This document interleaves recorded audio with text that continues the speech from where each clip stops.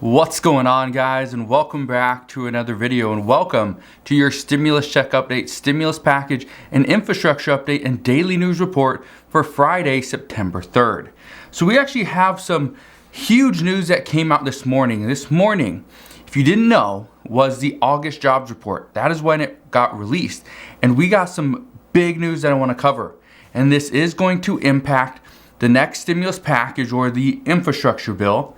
This is going to, probably bring in more lawmakers to push for other priorities. They're going to change things around based off of the stuff that we just saw come from this report.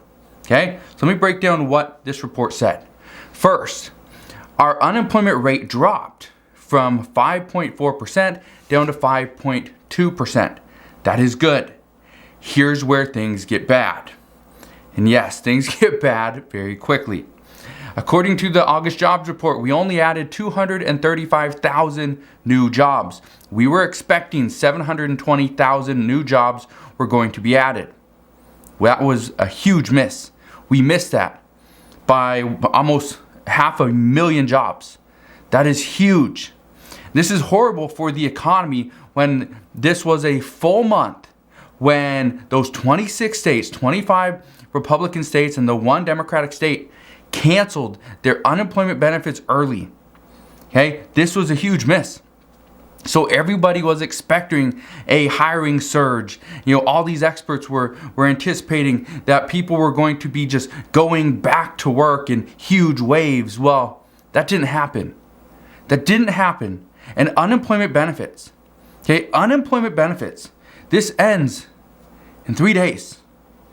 3 days on September 6th, the federal unemployment benefits, that enhanced unemployment benefit and boost, that ends. That's that $300 per week boost.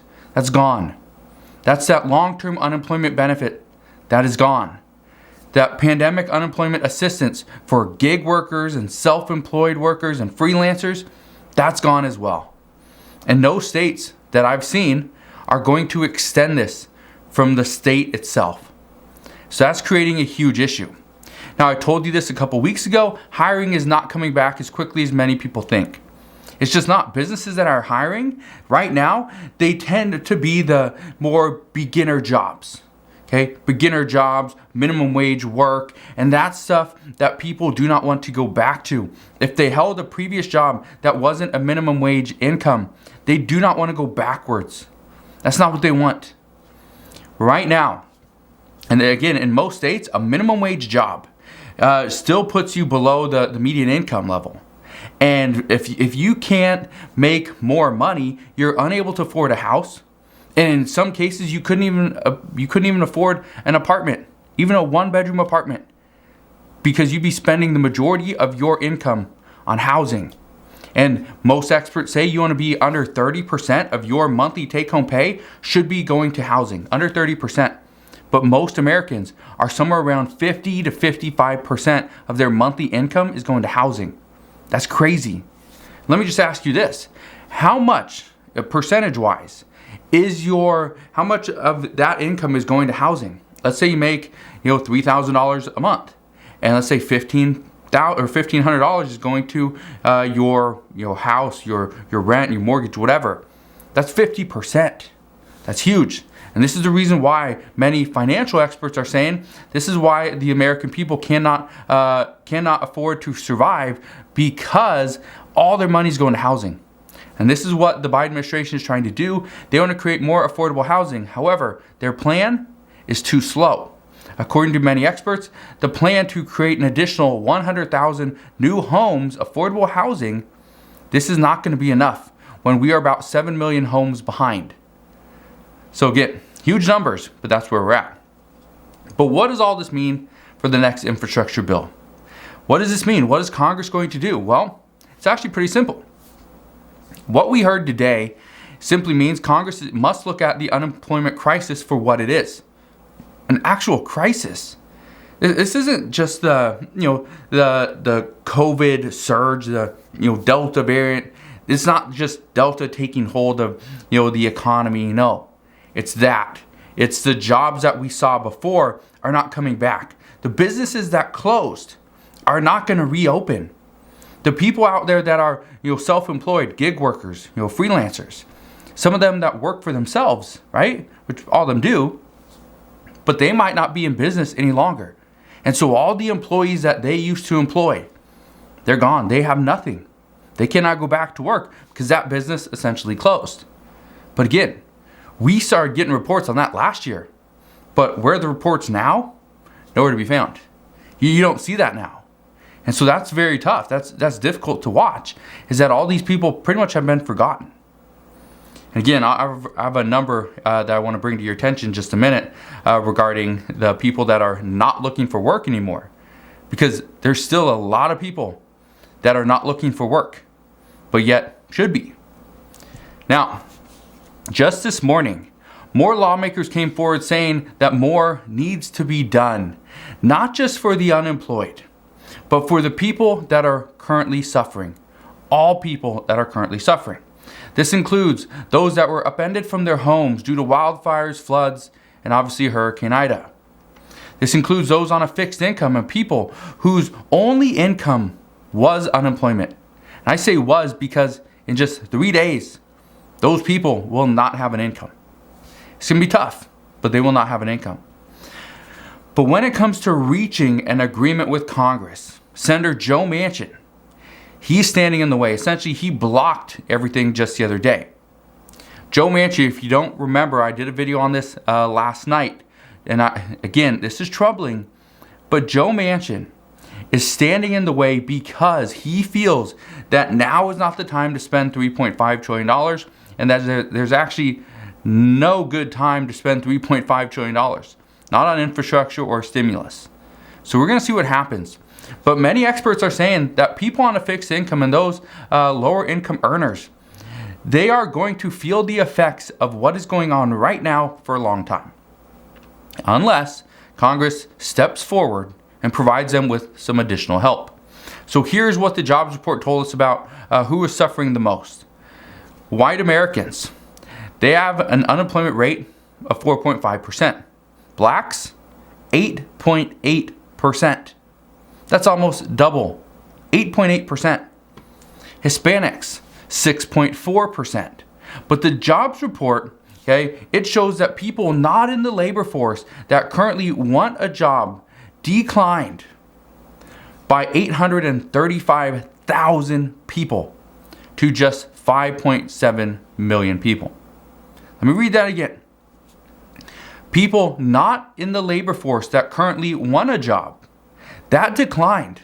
So people that are not currently looking for work but would like to work, the amount of people actually declined by 835,000. That's a lot. It's a lot of people that are currently not looking for work that want a job. That's a huge number. That total, 5.7 million people. That's a lot of people. We also saw that the unemployment in the retail trade declined by 29,000 in August. This included 13,000 from building materials and garden supply stores and another 23,000 from food and beverage. Now this obviously has to do with Delta. Obviously has to do with the Delta variant. However, that's a pretty substantial number when everyone is telling us the economy is booming, things are coming back, we're rebounding. No, we are not. We were rebounding. Now, things are looking troubling. Yesterday, Senator Joe Manchin, he said that Congress should put a strategic pause on the passing of the $3.5 trillion infrastructure bill. But I don't know if this happens now with the jobs report that we just saw this morning. I don't think it does. But his theory behind this, again, and I think it's interesting to understand his theory behind this, especially now that we got this report. But his theory behind this pause was to see if inflation was transitory or not. Now, I don't see the Federal Reserve tapering stimulus spending this month. They were originally talking about we could potentially see the taper happen as soon as September. However, based off this news, I expect to see tapering happen sometime in November. I don't even see it happening in October. Okay, as November is probably the earliest. However, we may see this happen sometime in 2022. And that would actually be good news, because right now many experts worry that if the Federal Reserve decides to not buy bonds and not spend all this money, I think it's like $120 billion per month, if they don't do that and they limit the amount of stimulus going back into the economy, that could really hurt us. But at the same time, some worry that the Federal Reserve has been doing this for so long, there's no way they can simply just say, okay, we're done, we're not helping anymore, because that would be detrimental. Well, according to a few experts, here's what they have to say. They believe that a pause right now on the $3.5 trillion stimulus package, right now that we're not seeing jobs come back as quickly, this would actually be detrimental to the economy, to the economic growth that we have seen. They also say that any pause would contribute to a catastrophic collapse in the if the Delta variant surges much more than it has. This isn't great information. This is not great information. This is troubling, but at the same time, it's like trying to figure out, what is Congress going to do? What are they going to do? Honestly, I have no idea what they're going to do. I can see reports, I can see what lawmakers say, but when one lawmaker says, oh, we're going to pass additional stimulus, but then you got others that say, no, we're not going to pass it, and so they kind of contradict each other, even in the same party. Even Democrats are saying, yes, we need more stimulus checks. Then we got others say, no stimulus checks. We got some Democrats that say, yeah, we're gonna pass an extension to the unemployment benefits. We're gonna do that in September. Okay, great. But then we got some that say, no, we're not gonna pass any unemployment benefits. We are not gonna pass any extension. Now we got some that say, we're gonna pass this in September. And then you got Nancy Pelosi saying that, our goal is to get this passed by October 1st. However, when Nancy Pelosi creates a deadline, it's usually a missed deadline. Nothing against Nancy Pelosi, but when she says, yeah, this is our deadline, most people are like, yeah, it's just a Nancy Pelosi deadline. It doesn't mean a thing. And so right now we got all these different lawmakers that are contradicting each other. And it makes things very difficult.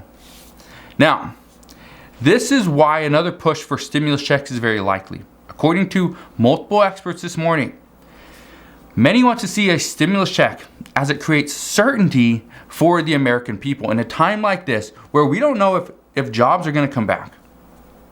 We see all these signs, hiring. But let me just point this out. So I have a friend that does run a smaller restaurant, okay? And he has all these signs, hiring's like $15, $75 an hour, or whatever it is, right? The $250 sign-on bonus, all these things.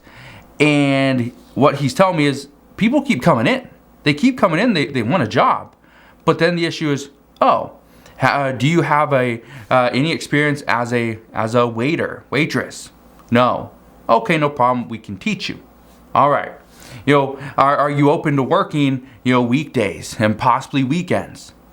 I can work weekdays. However, I have to be off at, 3 o'clock, 3:30, whenever, because I have kids.